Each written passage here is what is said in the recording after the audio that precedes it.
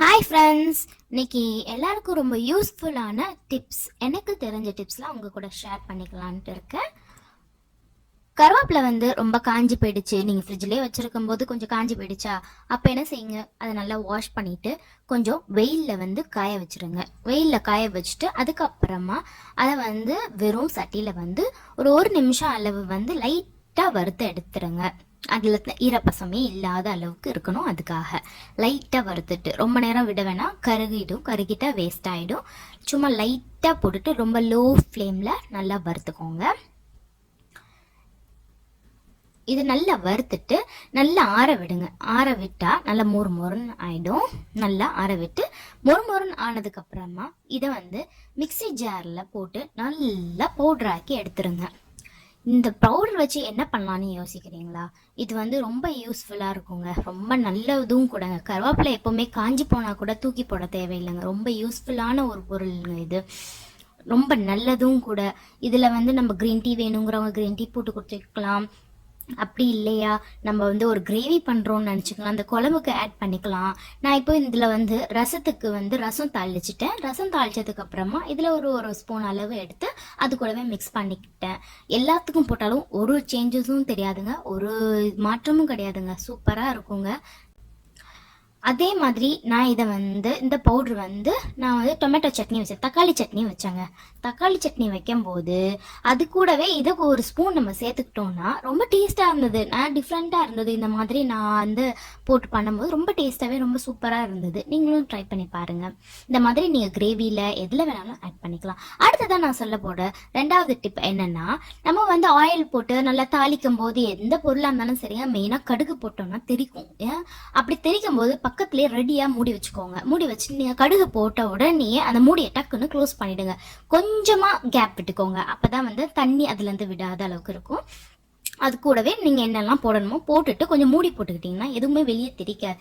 நம்ம அது தெரிக்கிறதுனால அடுப்படியே ரொம்ப மோசமாயிடும், எல்லா பக்கமும் தெரிச்சிடும். தெரிச்ச உடனே அது பிஸ்கையாகவே போயிடும். அது ஒரு கஷ்டமான இதாக இருக்கும். நான் கடைசியில் நம்ம எல்லா வேலையும் முடிச்சதுக்கப்புறம் இது ஒரு லாஸ்ட் நம்ம தாளித்து ஊற்றும் போது அடுப்படி க்ளீன் பண்ணுறது பெரிய இதாகிடுங்க. அதனால் இதை மாதிரி ஃபாலோ பண்ணுங்கள். அடுத்தது நான் சொல்ல போகிற டிப் மூணாவது டிப் என்னென்னா, குலாப் ஜாமுன் பண்ணும்போது நிறைய பேருக்கு அந்த ஷேப் ரவுண்டாகவே இருக்காது. ரவுண்டாக கஷ்டப்பட்டு ரவுண்ட் ஷேப்பில் பிடிச்சிடுவாங்க.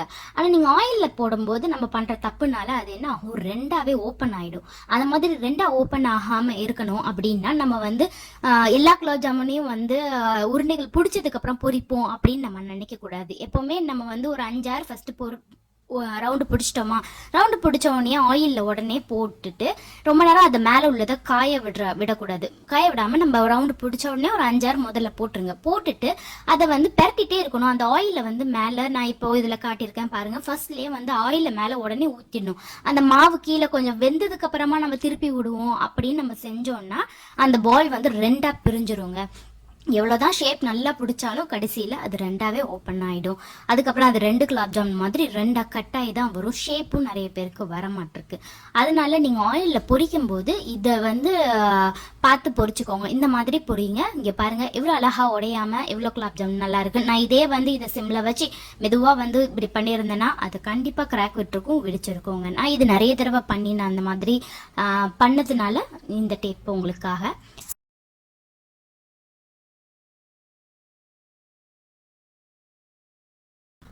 அடுத்ததா பார்க்க போற டிப் என்னன்னா, 4வது டிப் பில்லோ நம்ம கிட்ட ரொம்ப நாள் யூஸ் பண்ணிட்டே இருக்கிறோம். அதுக்கப்புறம் அதுல ஒண்ணுமே இல்லாம ரொம்ப சொல்லுன்னு போயிடுச்சு, ரொம்ப இதாகி போயிடுச்சு அப்படின்னா அதுக்கப்புறமா அந்த பில்லோ ஒன்று நம்ம புதுசு வாங்கலாம் அப்படின்னு யோசிப்போம். புதுசு வாங்குறதுக்கு இந்த பில்லோவே நம்ம கிட்ட நிறைய பில்லோ இந்த மாதிரி ஆயிருக்கும். என்ன செய்யலாம், அப்போ உள்ள ஸ்பாஞ்ச் எல்லாம் எடுத்துட்டு இந்த மாதிரி கட் பண்ணி எடுத்துக்கோங்க. இல்லை கையால் உங்களால் முடிஞ்சா எடுத்துக்கோங்க.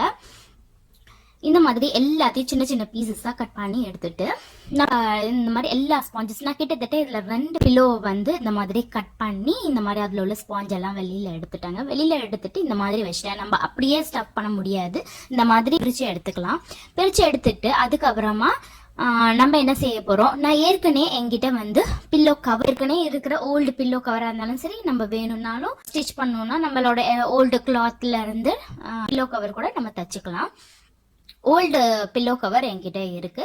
இந்த பில்லோ கவர் இப்போ என்ன செய்ய போறேன்னா, இது வந்து ரொம்ப வந்து லென்த்தியா இருக்கு. இப்போ கரெக்டா இந்த சைஸே வேணும் அப்படின்னா நம்ம அந்த சைஸ்லயே அப்படியே வச்சுக்கலாம்.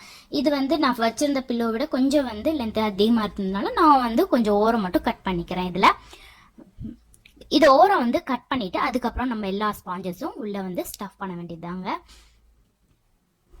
உள்ள வந்து நல்லா எல்லா ஸ்பாஞ்சஸும் வச்சு நல்லா ஈவனாக நம்ம வந்து ஸ்டஃப் பண்ணணும். ஸ்டஃப் பண்ணும்போது வந்து உங்களுக்கு எவ்வளோ தூரம் ஹைட் வேணுமோ அதுக்கேற்ற மாதிரி பண்ணிக்கலாம். சில பேர் வந்து கொஞ்சம் வந்து ஹைட் வேணாம் அப்படின்னு விரும்புகிறவங்க அதுக்கேற்ற மாதிரி நீங்கள் வச்சுக்கோங்க. எனக்கு வந்து ரொம்ப வந்து கொஞ்ச நாள் ஆனோடனே ரொம்ப ஃப்ளாட் ஆகிடுது. அதனால வந்து நல்லாவே ஸ்பாஞ்ச் வைக்கணும் அப்படிங்கிறதுக்காக நான் நிறையவே ஸ்பாஞ்ச் வச்சேன். அப்போ வந்து நம்ம யூஸ் பண்ண அது எப்படியும் கொஞ்ச நாளையில அவங்க தாங்க செய்யும்.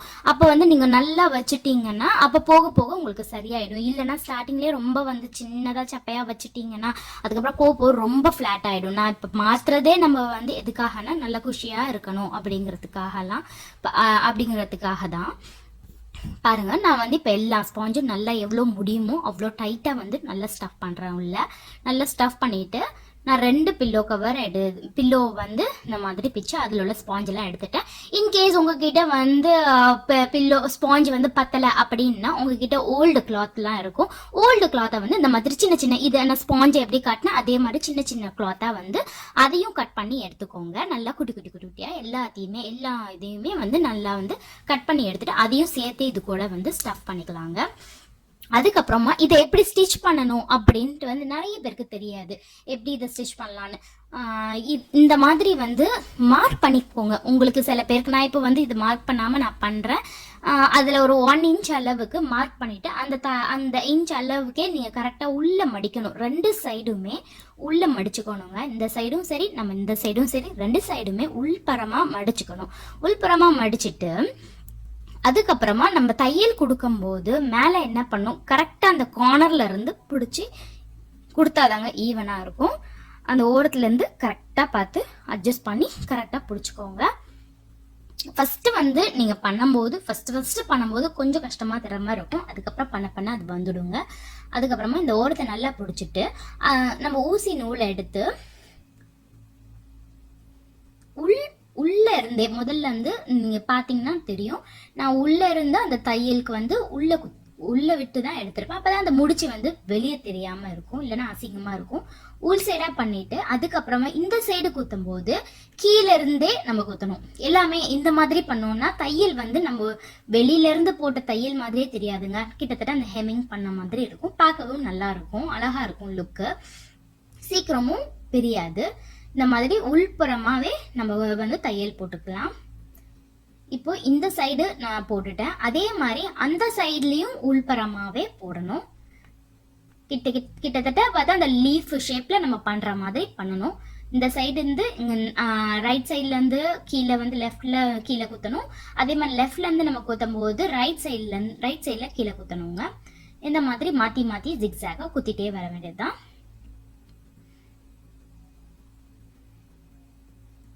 இந்த மாதிரி நம்ம வந்து ஃபுல்லாவே கையில தாங்க இது ஸ்டிச் பண்ண முடியும். கையிலேயே இதை வந்து நம்ம பில்லோ கவரை ஸ்டிச் பண்ணிக்கலாம். ஸ்டிச் பண்ணிட்டு இந்த ஸ்பாஞ்ச் எல்லாம் வந்து பிக்கும்போது ரொம்ப நேரம் நம்ம வந்து பிரிச்சு எடுக்கிற மாதிரி நம்மளுக்கு தோணலாம். ஆனா வந்து உங்க வீட்டுல குழந்தைங்க இருக்கா, நான் வந்து அப்படிதாங்க செய்வேன். எப்பவுமே எந்த ஒரு வேலையும் நம்ம செய்யறதா இருந்தாலும் குழந்தைங்க கூட நம்ம ஷேர் பண்ணிக்கணுங்க.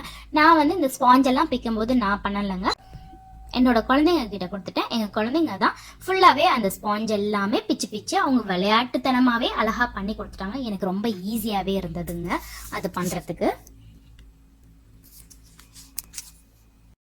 இந்த மாதிரி நம்ம ஃபுல்லா எல்லாத்தையும் நல்லா தச்சுக்கலாம். அதே மாதிரி எல்லா பக்கமும் அதே மாதிரி நான் சொன்ன மாதிரியே தச்சுட்டே வாங்க. இது வந்து பார்க்க உங்களுக்கு கஷ்டமா தெரியலாம், ஆனா நீங்க செஞ்சீங்கன்னா ரொம்ப ஈஸியா இருந்தது. அதுவும் இல்லாம இந்த தையல் வந்து வெளியே தெரியவே செய்யாது, பார்க்க உள்ள தையல் போட்ட மாதிரியே இருக்கும். தைக்க தெரிஞ்சவங்களுக்கு இது வந்து ஈஸி, தெரியாதவங்களுக்கு கொஞ்சம் கஷ்டம்னால இதை வந்து பிரீஃபா உங்களுக்கு காட்டியிருக்கேன்.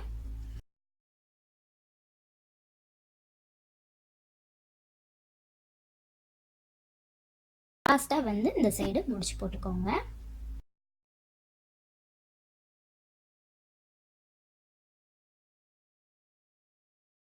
அவ்வளோதாங்க, நம்மளோட பில்லோ ரெடி ஆயிடுச்சு. அதை வந்து எல்லா பக்கமும் ஈவனாக நல்லா வந்து ப்ரெஸ் பண்ணி விட்டுக்கோங்க.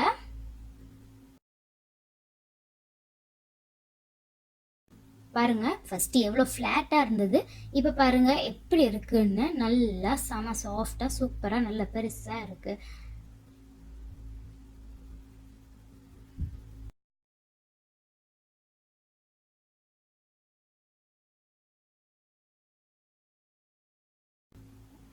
அடுத்த டிப்பு, 5வது டிப்பு.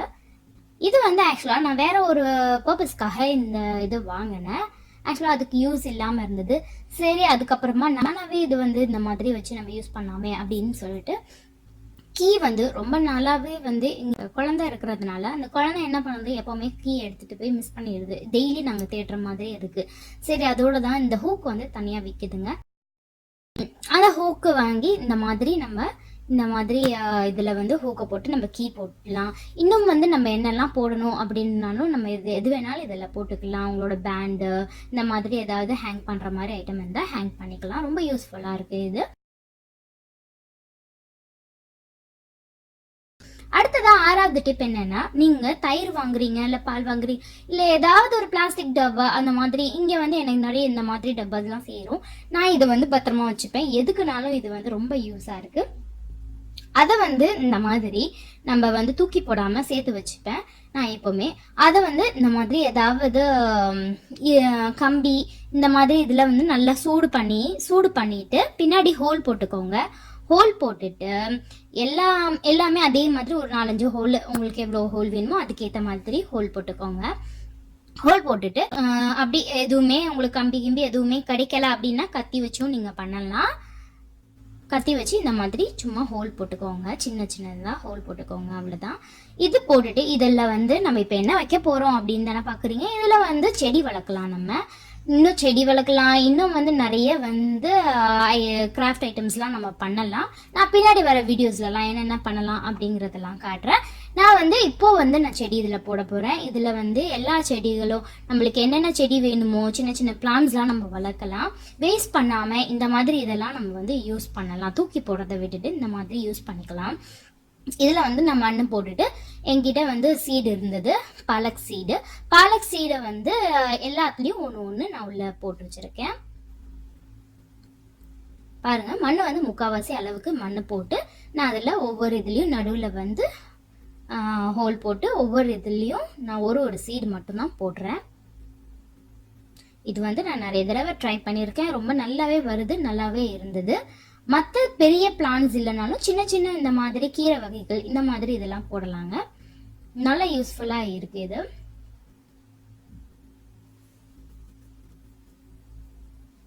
கீரைக்கெல்லாம் நம்ம வந்து ரொம்ப நாளாக ஒரே பக்கெட்டாக நம்ம யூஸ் பண்ண போகிறதில்ல.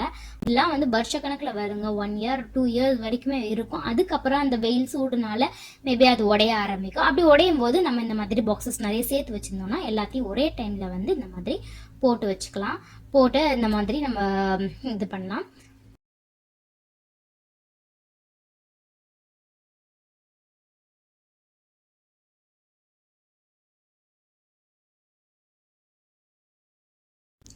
பாருங்க, நான் இந்த மாதிரி என்னோட இது பிளான்ஸ் எல்லாம் எவ்வளோ அழகா வளர்ந்து எவ்வளோ சூப்பராக இருக்கு பாருங்க.